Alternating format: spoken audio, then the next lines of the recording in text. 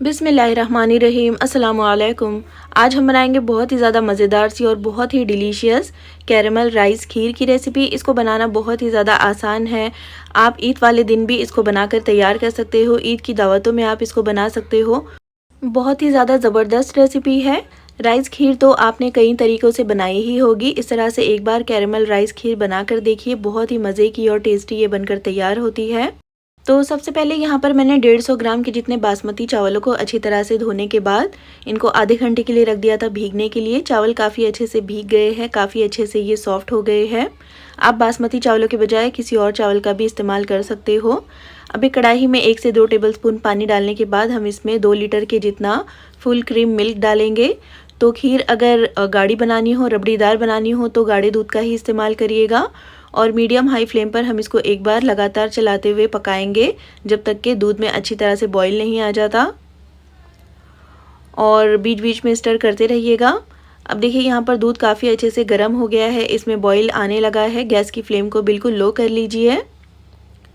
और ये जो चावल हमने सोख करके रखे हुए थे, इसका पूरा पानी निकाल करके हम पहले चावलों को अच्छी तरह से हाथों से ही मैश कर लेंगे, जिससे कि चावल के छोटे छोटे टुकड़े हो जाएंगे। और जब हम इसको खीर में पकाएंगे तो बहुत अच्छे से हमारी खीर जो है गाढ़ी और रबड़ीदार बनेगी। अब यहाँ पर देखिए सारे चावलों को हम दूध में ऐड कर लेंगे और एक बार फिर से गैस की फ्लेम को हाई करते हुए इसको अच्छी तरह से मिक्स कर लीजिए, ताकि चावलों में लम्प्स ना बने।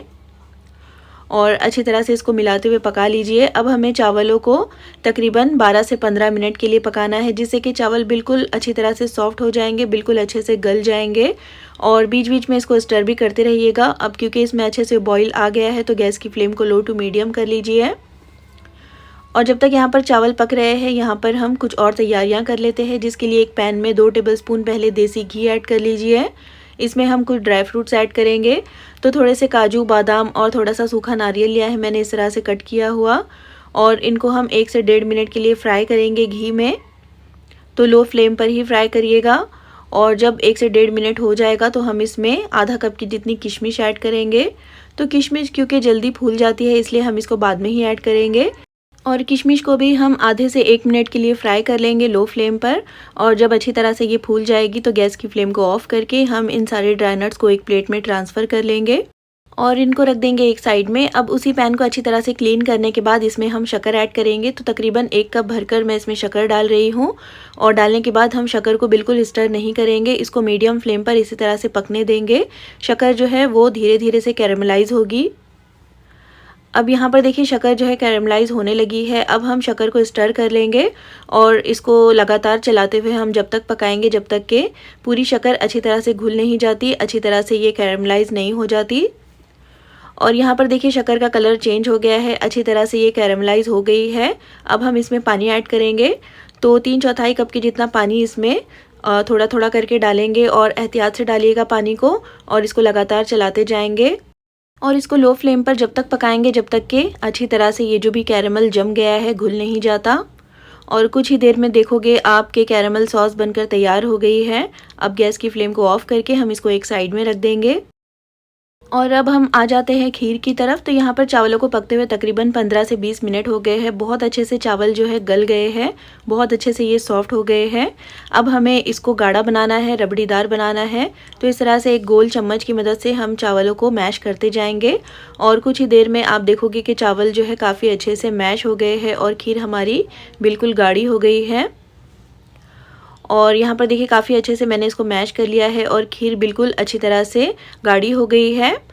तो बस इससे ज़्यादा हम इसको मैश नहीं करेंगे। अब इसमें फ्लेवर के लिए मैं 1 टीस्पून भरकर इलायची का पाउडर ऐड कर रही हूँ।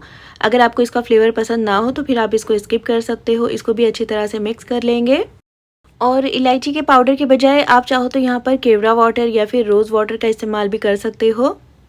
अब ये जो ड्राई फ्रूट्स हमने स्टार्टिंग में ही फ्राई करके रखे हुए थे वो हम इसमें ऐड कर लेंगे। और थोड़े से मैं बचा रही हूँ, इसका इस्तेमाल हम फाइनल में गार्निशिंग में करेंगे।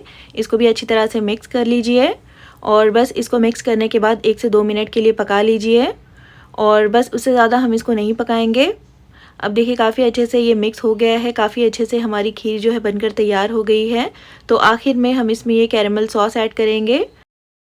और उसके बाद हम इसको एक बार अच्छी तरह से मिला देंगे, अच्छी तरह से मिक्स कर लेंगे। और जैसे जैसे आप इसको मिक्स करते जाओगे तो आप इसका कलर देखोगे कि कितना ज़बरदस्त हो गया है। और आप इस तरह से कैरेमल सॉस नहीं बनाना चाहते हो तो आप सिंपली इसमें शक्कर ऐड कर लीजिएगा और इसको अच्छी तरह से मिलाकर पका लीजिएगा। अब देखिए कैरेमल मिक्स करते के साथ इसका आप कलर देख सकते हो, बहुत ही ज़्यादा ज़बरदस्त हो गया है।